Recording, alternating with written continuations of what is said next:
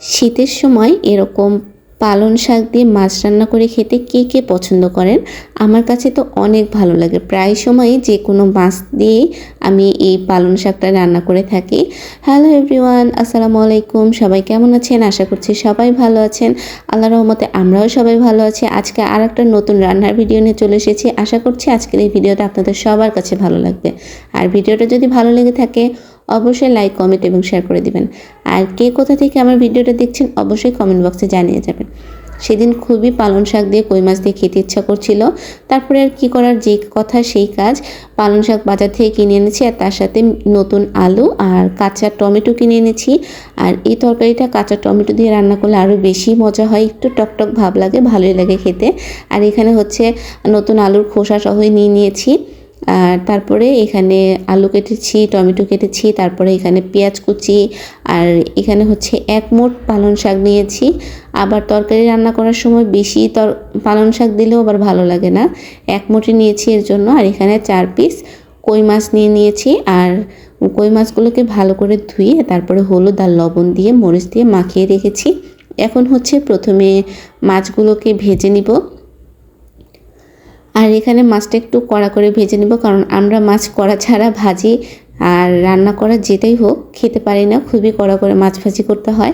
তারপরে এই তো কড়া করে মাছটা এখন ভেজে নিব। প্রথমে চুলায় তেল গরম করতে দিয়েছিলাম, তারপরে একে একে সেই মাছটা দিয়ে দিয়েছি।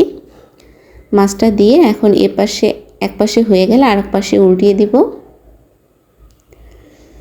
আর এই তো উল্টিয়ে দেওয়ার শেষে এখন ভালো করে কড়া করে ভেজে নেব দুই পাশে। তারপরে হচ্ছে এখন তরকারিটা রান্না করে নেওয়ার পালা। জন্য প্রথমে কড়াইয়ে তেল গরম করতে দিয়ে দিয়েছি, তারপরে তেলের মধ্যে পেঁয়াজ কুচি দিয়ে দিয়েছি। এখন পেঁয়াজ কুচিটাকে হালকা একটু বাদামি কালার করে ভেজে এখানে 1 চিমটির মতন জিরা ফোড়ন দিয়ে দিয়েছি। তারপরে এখন বাটা মশলা দিয়ে দিব। এখানে আদা, রসুন, জিরা, পেঁয়াজ সব একসাথে বেটে রেখেছিলাম, সেগুলো দিয়ে দিলাম। আর আদা বাটাটা অল্প একটু দিয়েছি। তারপরে এই তো এখানে 1 চামচের মতন হলুদের গুঁড়া, তারপরে 2 চামচের মতন মরিচের গুঁড়া, আপনারা চাইলে একটু কম বেশি করে নিতে পারেন। তারপরে হচ্ছে মরিচের গুঁড়া দেওয়ার পরে এখন হচ্ছে এখানে লবণ দিয়ে দিলাম 1 চা চামচ। তারপরে এখন হচ্ছে মশলাটাকে ভালো করে কষিয়ে নিতে হবে, আর এর জন্য অল্প একটু পানি দিয়ে দিয়েছি। এখন মশলাটাকে খুবই সুন্দর করে কষিয়ে নেব। আর এই তো দেখতেই তো পাচ্ছেন উপরে তেল ভেসে উঠেছে।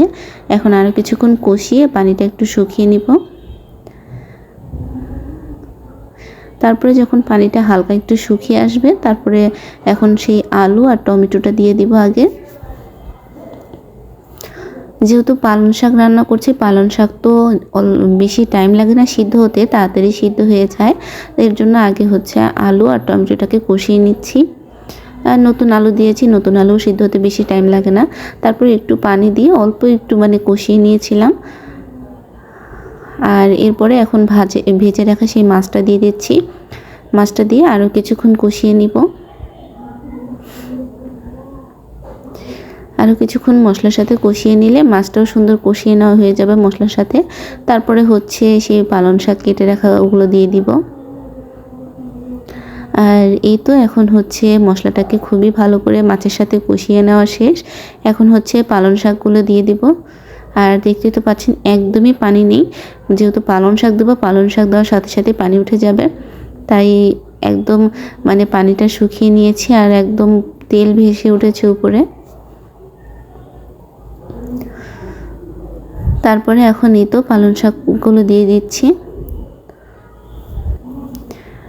আর পালং শাকটা দিয়ে তারপরে হচ্ছে হালকা একটু উল্টে পাল্টে নেড়ে দিচ্ছি। আর এই সময়টা একটু সাবধানে নাড়তে হবে, নাছাড়া মাছটা ভেঙে যেতে পারে। তারপরে এই তো ভালো করে নেড়ে দেওয়ার পরে এই তো শাক থেকে পানি ছেড়ে দিয়েছে।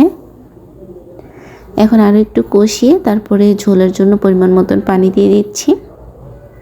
আর আমি এখানে একদম অল্প করেই পানি দিয়ে দিয়েছি, যেহেতু আর 3-4 মিনিট লাগবে রান্না করতে। তারপরে এই তো এখন দেখতেই তো পাচ্ছেন বলক উঠে গিয়েছে। আর একটু বলক তুলে একটু রান্না করে তারপরে নামিয়ে নিব তরকারিটা। তারপরে এই তো তরকারিটাকে নামিয়ে নিয়েছি। দেখতেই তো পাচ্ছেন তরকারির কালারটা যে সুন্দর হয়েছে, সবুজ আর একদম লাল টকটক করছে। ঝোলটা দেখতেই খুবই লোভনীয় লাগছে, খেতে তো আরও বেশি মজা হয়েছে। সেদিন খুবই মজা করে ভাত খেয়েছিলাম এই পালং শাকের তরকারিটা দিয়ে। এইভাবে একবার হলেও রান্না করে দেখতে পারেন। ভিডিওটা যদি ভালো লেগে থাকে অবশ্যই লাইক, কমেন্ট এবং শেয়ার করে দেবেন। সবাই ভালো থাকবেন, সুস্থ থাকবেন। আল্লাহ হাফেজ বন্ধুরা।